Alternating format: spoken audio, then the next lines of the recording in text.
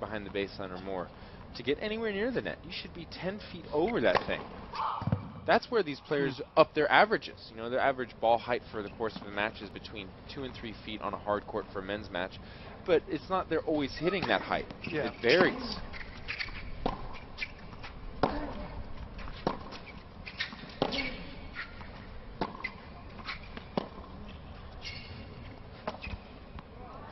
Murray starting to pull away now. Bogomolov, no holds in this set. And Murray, one game away from claiming it. Break twice in this first set already, but you got to go on about your business. You got to say, okay, what is it that I do well that can actually hurt Andy Murray? And I will say this, when Alex has been hitting his forehand today, Murray's been dropping a lot of balls short, a lot more than I thought he was going to. So I just say stick with that. Look, let's not press and try and hit winners. Let's just see if we can get forehands, move the ball around, and hopefully get some short balls. I was worried that when you asked that question, you weren't going to come up with an answer. Well, it's tough. Look, it's tough, but you got to be optimistic in Bogey's situation.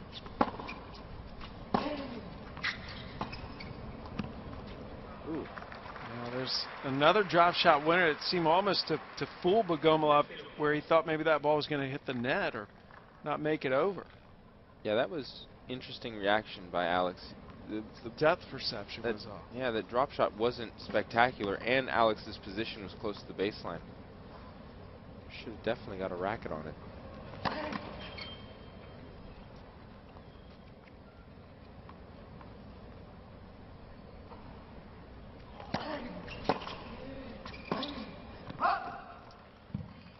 I mean, you look at the scoreboard right now, it looks like, oh, it's been a pretty routine start for Murray, but it's not been a good set for him. Things are looking a lot better than they were.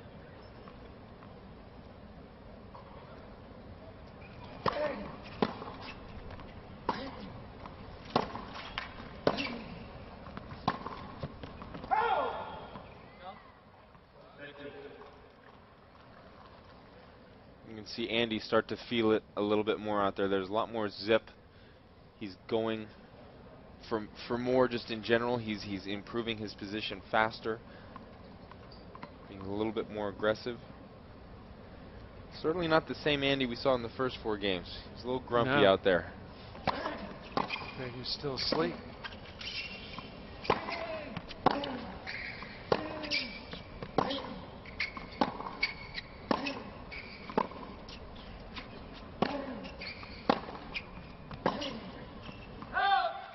Bogomolov pushed way behind that baseline. He was just retrieving. And Murray's got himself a set point. Murray with 13 unforced errors in this first set. He's definitely going to have to clean things up. If not in this match, at least for the rest of the tournament. But plenty of time.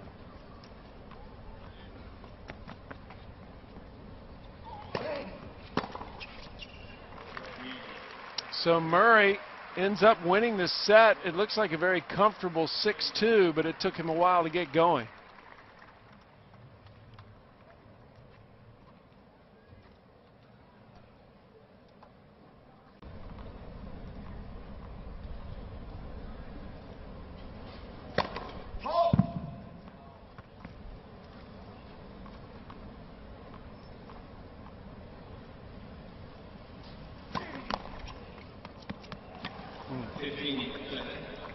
Murray with his 3rd double fault. Again, looks a little frustrated. Just hasn't seemed very much in a good mood in this match.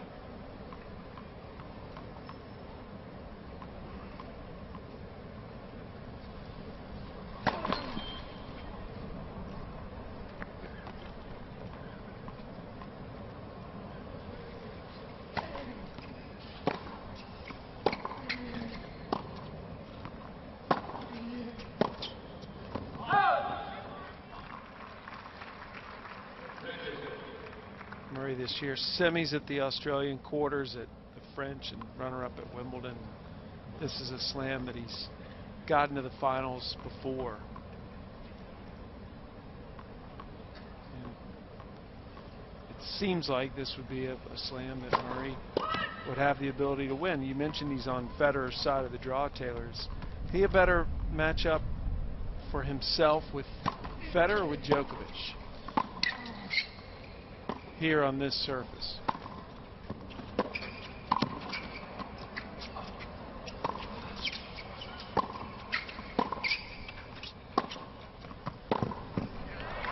Those are the types of forehands that Bogomolov's going to have to, go for to get ahead of this match. But as far as the matchup, it's so tough with Federer because Federer either just literally looks like he can just crush people, those top four guys, top couple of guys, or he looks vulnerable. His backhand looks vulnerable. There's a lot of errors, and he presses on his forehand to kind of cover it up. So I don't know. I mean, if you're talking about Federer playing a 9 out of 10 and Djokovic playing a 9 out of 10,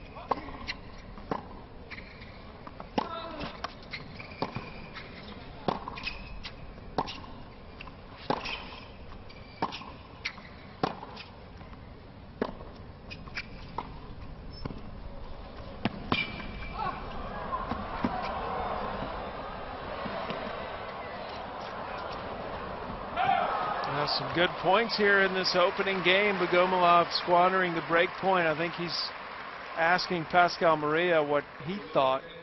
Doesn't like the answer, so he's going to go to the chase review.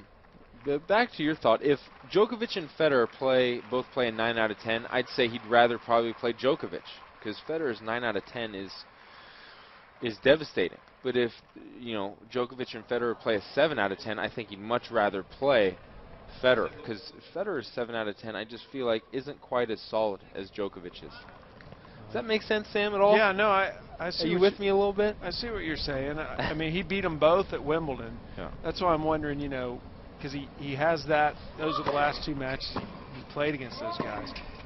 Here at the U.S. Open, knowing that he's beaten them both, who's he prefer to play on this surface? Federer obviously beat him in that final he got to here.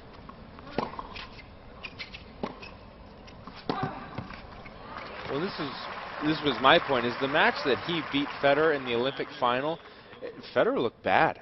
I mean, a lot of first ball misses. It didn't look like he was set at all. And I don't know if Djokovic has ever played a match that bad against Murray. They've all been pretty high quality matches.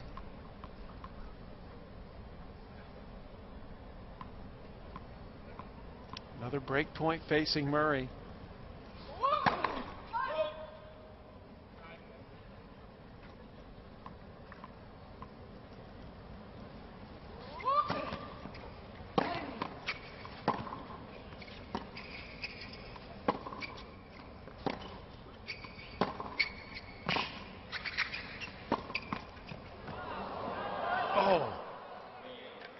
That goes out, so a break to start the second set. No momentum carried over by Murray.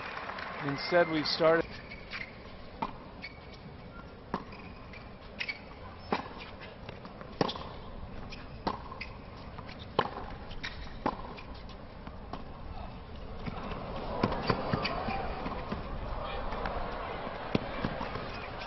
Oh, he looked Murray-like with that drop shot.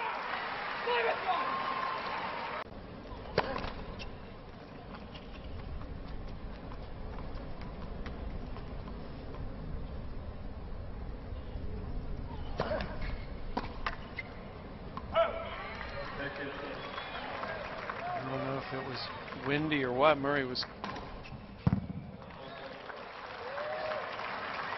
Well, it looks like he's.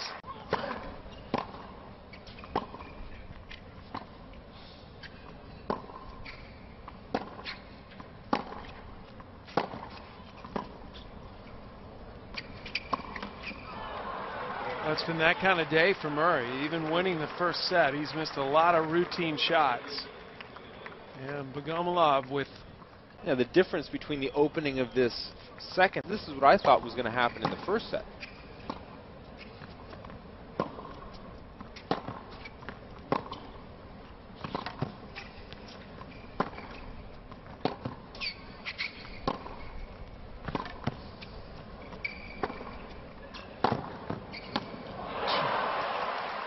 I mean, that looked like a point where Murray was just barely moving. Yeah. Just kind of cuts from the baseline. If not, then he's just being a little grumpy out there.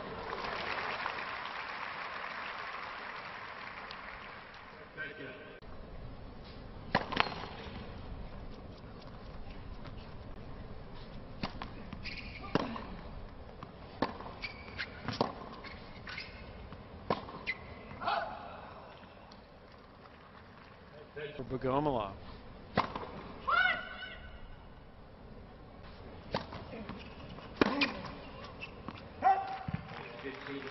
He's just gotten a lot of help from Bogomolov in general.